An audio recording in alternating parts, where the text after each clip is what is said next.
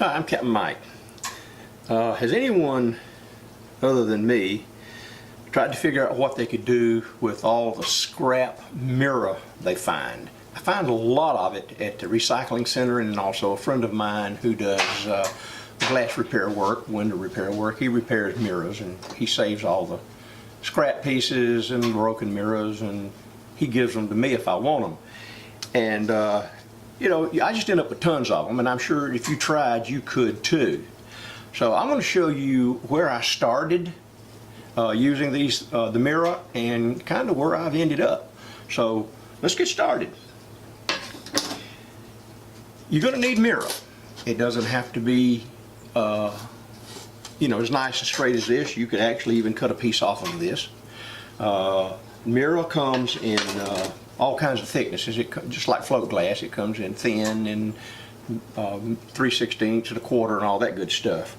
But where I started was making these little things. Just cut the glass into strips, whatever width you want it, whatever length you want it, and I painted the back of them with some flashy, nice little color. And I took them and put a piece of monofilament line on them, drilled a hole in them right here, and went out and on the path between my house and my barn, and it's a wooden strip of woods, and I just hung them in every tree that I could find out there that had a branch I could get to. And so you'll be sitting in the house looking out down the path, and the wind will be blowing and these things will just be spinning. It's pretty neat. Drives my dog crazy, but it's pretty neat. So I said, well, what else can I do? So I come up with something I think is a little better. I've made wind chimes in the past, but I said, why can't I make some wind chimes? So I come up with these right here, so I can get them without breaking them and get them into the picture. This is what we're going to end up with, okay? And I'm fixing to tell you, you know, what you need and how to make them, okay? So that's what we're going to end up with. Just nice little wind chimes. The variations on this theme are endless. Your imagination will be your guide, and you can just go at it and have a ball. But I'm going to tell you what I do.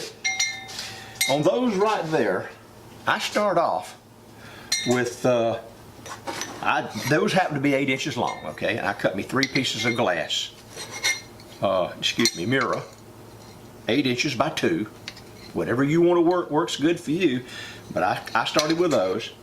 And then I took them and I drilled holes right, you know, halfway, about a 1/4 of an inch down from the top. I just drilled holes right there.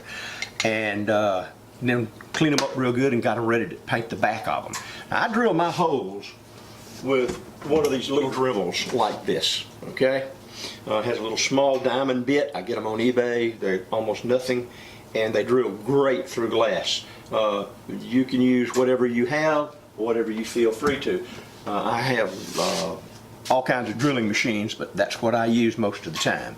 So what you're going to need though before you start the project, I always get ahead of myself, don't I? You're going to need a drill. You're probably going to need some scissors. You're probably going to need some wire cutters. You're probably going to need a pair of pliers. Eyeglasses, of course. And if you're worried about cutting your hands, wear gloves. And you'll probably need, at the very minimum, some kind of a braiding stone. I use my grinders over here, but if you don't have a grinder, then you're going to use this to knock off the edges of your glass after it breaks, so you'll get all the sharp pieces off. That's what the grinding stone is for. You're also going to need some cord, monofilament. I use 130, whatever I have. I have tons of it because, after all, I am Captain Mike and I used to fish a lot.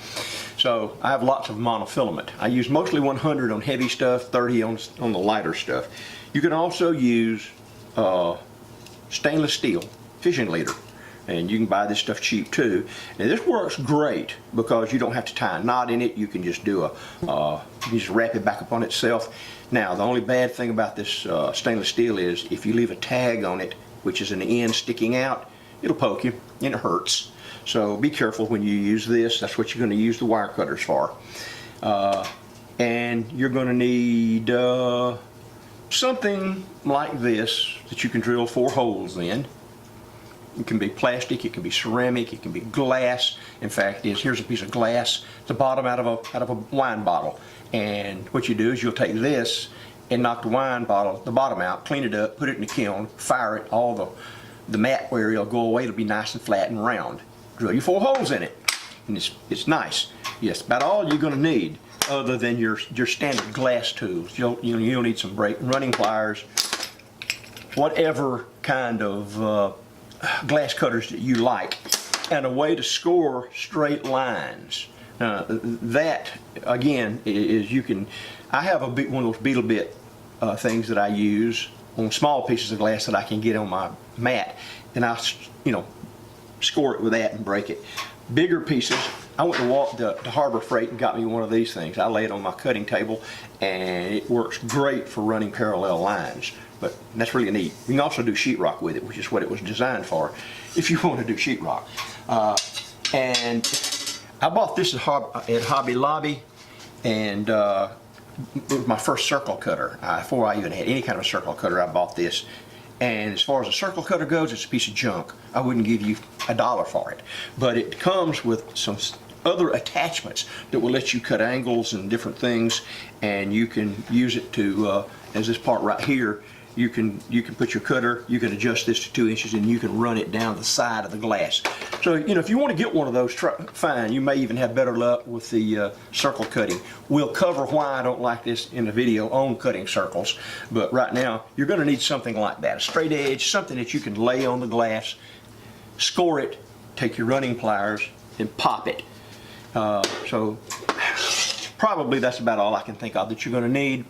So, once you get your glass scored, whatever size you want it, you've got it popped into these pieces here, and you've got your holes drilled in it, then what you'll do next is, if you want to, the back on this stuff is almost always black.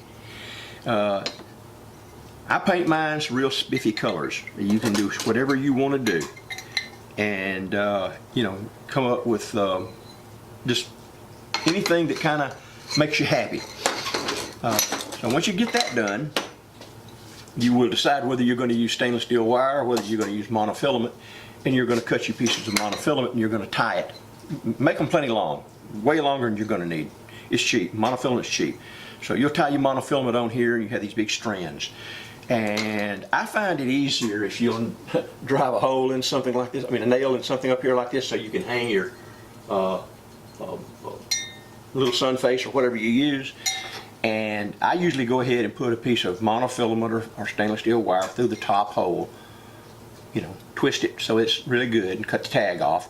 Bend it over and put a little circle and twist it up on itself and cut the tag off. Then you've got a way to hang this.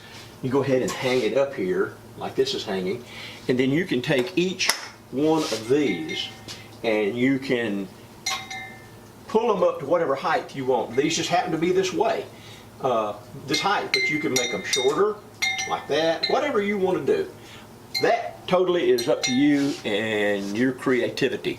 They make a great sound. Now, that's pretty much all there is on these. One side flashes with a mirror, the other side shows you the color. And it's easy to do. Anybody can do it. It does not require a kiln. It does not require anything but some glass cutting tools. And even if you haven't cut glass, you can master this very easily. But remember, when you cut this glass, just like I said, it does not appear to be sharp, but it will. It'll cut you like a razor blade. So when you do cut it, go around the edges, all of them, with a stone. If you don't have a little grinding machine, make them safe. It's just I can't say enough. And then line them all up, paint them, and do what you've got to do. I really can't think of anything else to tell you except have fun. Just let your creativity go crazy. And use all the mirror. I throw nothing away. You find mirror, save it for something, and have a ball making wind chimes. Okay, I'm Captain Mike, and that's my video on how to use mirrors for wind chimes. And I'm out of here.